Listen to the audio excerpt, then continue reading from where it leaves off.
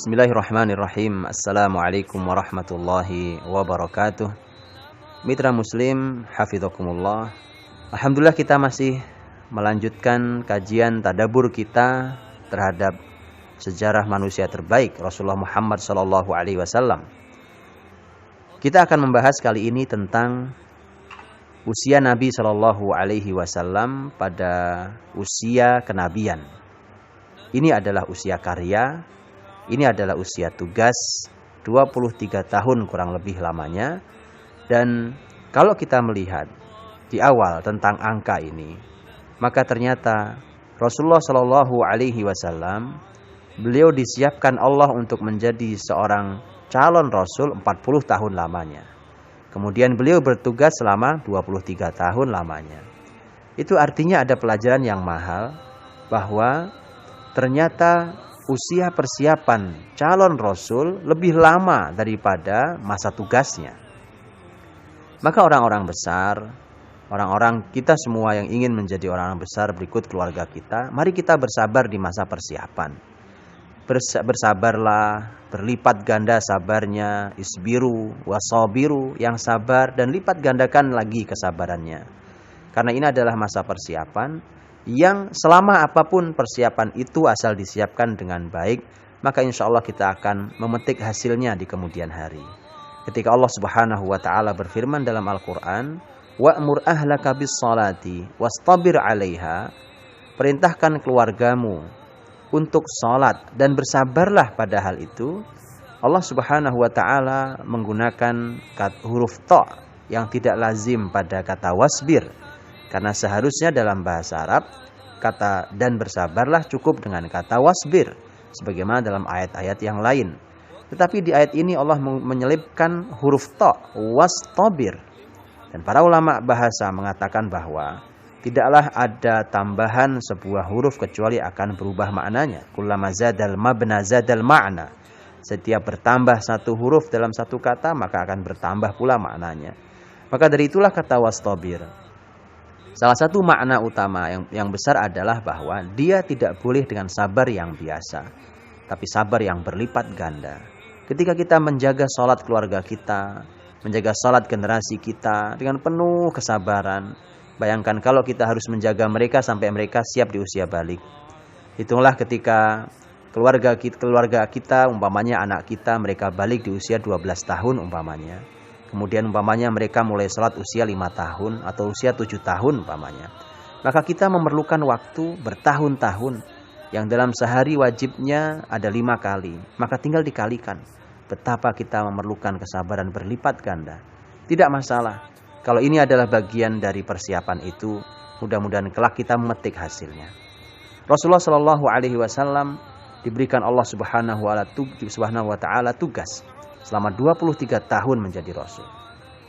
23 tahun itu kita bagi menjadi 2. Ada fase namanya marhalah Makkiyah, ada marhalah namanya marhalah Madaniyah. Ada fase Mekah dan ada fase Madinah. Fase Mekah selama kurang lebih 13 tahun dan fase Madinah kurang lebih selama 10 tahun. Ini adalah 2 fase perjuangan Nabi SAW. Ini adalah 2 kota yang pertama memancarkan cahaya iman setelah bumi diselimuti oleh kejahiliahan. Kota Hijaz namanya, yaitu Mekah dan Madinah. Dan itu tetap menjadi negeri yang merupakan kiblat muslimin.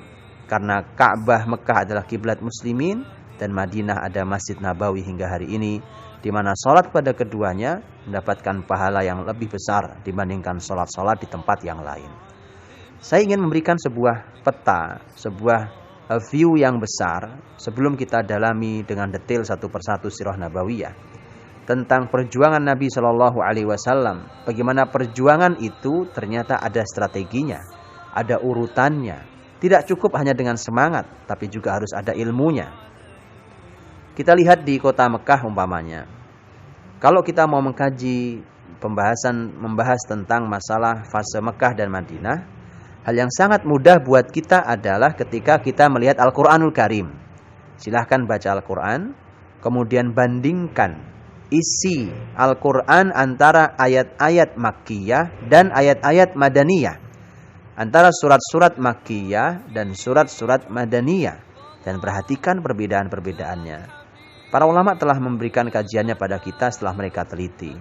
Dan itulah konsep, itulah urutan, itulah cara mendidik, itulah pendidikan Islam yang sesungguhnya.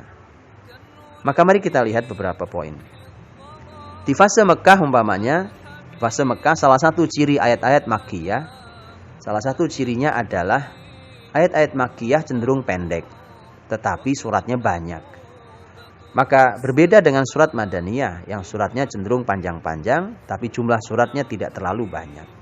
Dan begitulah kita mengawali pembelajaran pada siapapun. Mungkin kita bermula dari yang pendek tetapi rutin dan sering. Ketika mereka sudah siap, maka kemudian kita akan bisa memberikan materi, kajian, ayat yang panjang. Tapi artinya semua memerlukan sebuah latihan dan proses. Manalah bisa orang berharap bisa segera hebat tanpa harus melalui sebuah latihan.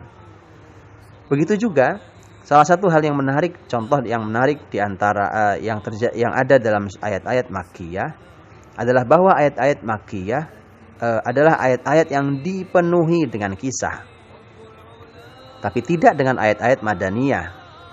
Karena ayat-ayat Makkiyah adalah ayat-ayat yang membangun pondasi akidah, akhlak, dan ternyata ayat-ayat Makkiyah adalah ayat-ayat yang dipenuhi dengan kisah yang sangat banyak.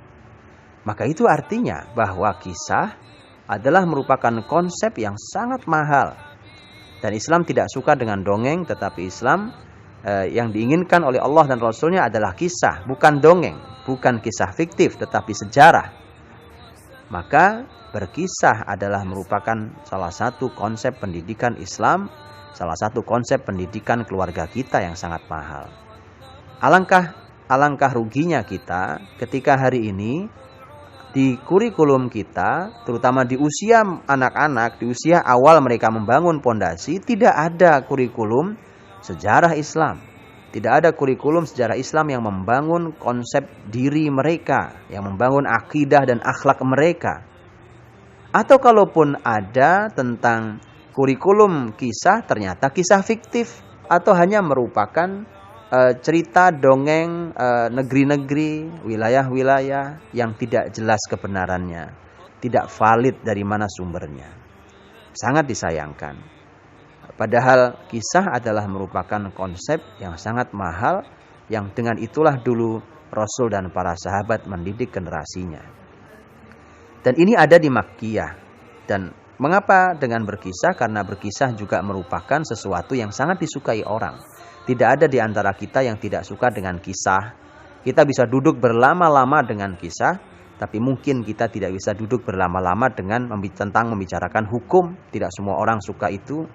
Maka dari itulah pembahasan tentang hukum, pembahasan tentang beban syariat itu nanti di kota Madinah. Ini pelajaran saja buat kita menjadi mahal. Makanya pantas kalau kita punya generasi, ini contoh pelajaran. Pantas kalau kita punya generasi yang terus kita jejali dengan kewajiban beban. Umpamanya kewajiban sholat, kewajiban untuk berbakti pada orang tua, membaca Al-Quran, silaturahim, sedekah, semua mulia. Tapi kalau tanpa pondasi, maka itu hanya menjadi beban bagi mereka yang tanpa pondasi kuat, mereka akan ambruk. Saat ambruk itulah kita akan terkejut, kita akan berkata, saya sudah mendidiknya dari kecil, mengapa di saat usia besar ternyata mereka berubah? Karena kita tidak menyiapkan pondasinya. Sehingga ketika beban semakin berat, maka ambruklah bangunan Islam generasi kita. Jadi konsep Makkah, konsep yang tidak sederhana. Sesuatu yang harus kita lewati, kita lalui dengan baik. Karena dengan itulah maka kita bisa membangun pondasi yang kalau kokoh pondasinya, maka silahkan Anda mau memberikan beban setinggi apapun, Anda mau membangun gedung sehebat apapun, bukan hanya gedung-gedung tinggi, bahkan mungkin gedung yang sampai melewati awan di atas sana. Asal pondasinya adalah pondasi yang cukup dan pondasi yang layak. Dan itulah generasi Islam di zaman Rasulullah SAW dan para sahabat, di mana di masa mereka, di generasi mereka, yang namanya pondasi adalah merupakan sebuah keharusan agar mereka semuanya kelak bisa membawa beban risalah Islam ini dengan penuh kenikmatan. Fase Mekah juga dikenal dengan fase yang banyak berbicara tentang masalah akhirat, tentang surga neraka, bicara tentang masalah hari kebangkitan, yaumul hisab, dan seterusnya.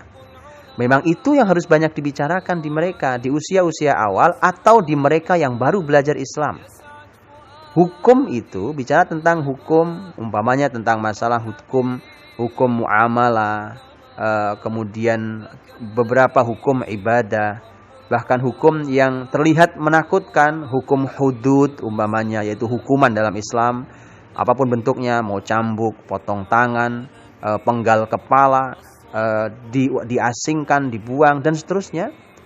Hukuman-hukuman itu baru nanti dibahas di Madinah ketika memang muslimin telah siap. Maka kalau ada anak kita atau kemudian ada orang yang baru belajar Islam, kemudian tiba-tiba diajak berbicara tentang khilafiyah hukum, saya kira ini bukan merupakan cara yang bijak untuk belajar Islam. Karena khawatir bahwa mereka merasakan betapa tidak nyamannya Islam, betapa tidak nikmatnya Islam. Padahal Islam ini sangat nikmat. Islam ini adalah anugerah. Islam adalah sebuah kenikmatan. Ini baru bisa dirasakan bagi mereka yang memang memiliki pondasi yang cukup, seperti Nabi SAW diberi Allah ayat-ayat Al-Quran di fase Mekah. Fase Mekah juga dikenal dengan fase yang banyak berbicara tentang sekitar kita. Ini tidak ada di Madinah. Sangat sedikit kalaupun ada. Fase Mekah banyak bicara tentang alam sekitar, tentang matahari, bulan, langit, bumi dan yang ada di bumi, gunung, sungai, air, tumbuhan, binatang, dan seterusnya. Karena kita akan lebih mudah belajar ketika mengamati sekeliling kita. Karena itu terlihat betul di sekeliling kita. Dan selalu membahas tentang masalah alam dan yang lainnya di sekeliling kita, tidak hanya murni bicara tentang alam itu saja. Dan ini salahnya kurikulum kita hari ini. Anak-anak belajar IPA umpamanya, biologika, bicara tentang geologika, bicara tentang astronomika. Tapi sayangnya hanya berbicara tentang proses alam itu. Seakan kita tidak punya Allah. Mana kurikulum Islam? Mana pendidikan Islam yang katanya menerapkan konsep Islam? Lihatlah Al-Quranul Karim. Mari kita lihat ayat dalam surat Qaf.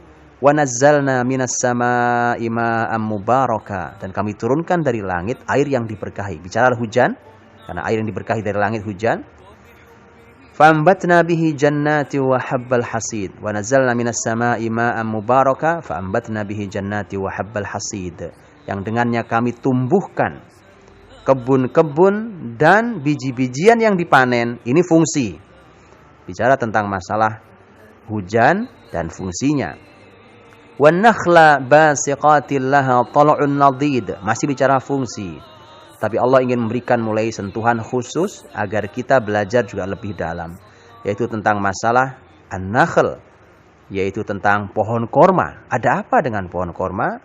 Maka seharusnya ilmuwan muslim hadir untuk melakukan penelitiannya. Pohon-pohon korma yang mayang-mayangnya terlihat, ini adalah fungsi bagaimana secara khusus Allah bicara tentang pohon korma. Wan nakhla basiqatil laha tal'un nadid rizqan lil ibad, sebagai rizki bagi hamba. Ada sentuhan lain bicara tentang hujan, kemudian menumbuhkan. Allah berikan sentuhan ini rizki bagi hamba. Apa yang hadir di hati kita? Ya, rasa syukur kita pada Allah Subhanahu wa taala. Betapa tidak ada yang bisa menurunkan hujan kecuali Allah. Dan ternyata Allah memberikan itu sebagai rizki bagi kita semuanya. Rizqan lil ibad. Wa ahyayna bihi baldatan maita. Dan kami hidupkan negeri setelah matinya. Ini lagi-lagi rizki bagi kita. Kadzalikal khuruj. Begitulah nanti hari kebangkitan. Hari semua dikeluarkan dari kuburnya masing-masing.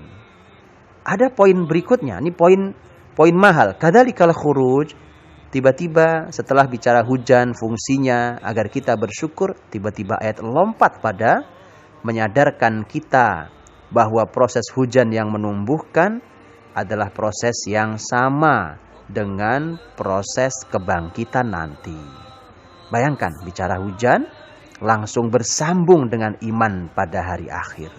Mana kurikulum pendidikan, mana konsep parenting hari ini yang menghadirkan konsep bicara tentang sekitar tapi dengan gaya seperti Al-Quranul Karim. Maka pantas dulu Quran menghasilkan orang hebat, dan pantas kurikulum hari ini tidak melahirkan orang-orang yang beriman. Ini adalah contoh-contoh dari fase Mekah, di mana fase Mekah dilalui oleh Nabi SAW dengan penuh perjuangan. Nabi penuh gangguan, bersabar selama 13 tahun, membangun pondasi, merahasiakan kajian-kajian beliau. Kemudian beliau terus bergerilya, membacakan Al-Quran, membuka hati manusia-manusia yang jahiliyah dan sombong itu dengan izin Allah Subhanahu wa Ta'ala hingga mereka mendapatkan hidayah.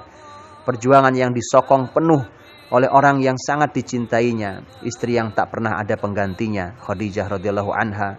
Dan ada pelajaran di balik semua ini. Ada orang-orang yang menyokongnya, yang lain yang mendukungnya. Dan ini semua juga ada pelajaran-pelajaran yang sangat mahal ketika kita mempelajari tentang fase pondasi Mekah tersebut. Mudah-mudahan ada yang bisa kita ambil hikmahnya agar kita menyiapkan lebih baik. Insya Allah kita akan pelajari lebih detail lagi tentang bagaimana fase persiapan itu dengan izin Allah Subhanahu wa Ta'ala, agar kita pun bisa menyiapkan diri dengan baik, agar kita bisa membawa tinggi risalah Islam, seluruh beban Islam ini dengan penuh kenikmatan hingga Islam mencapai kebesarannya. Wallahu a'lam bishawab. Assalamualaikum warahmatullahi wabarakatuh.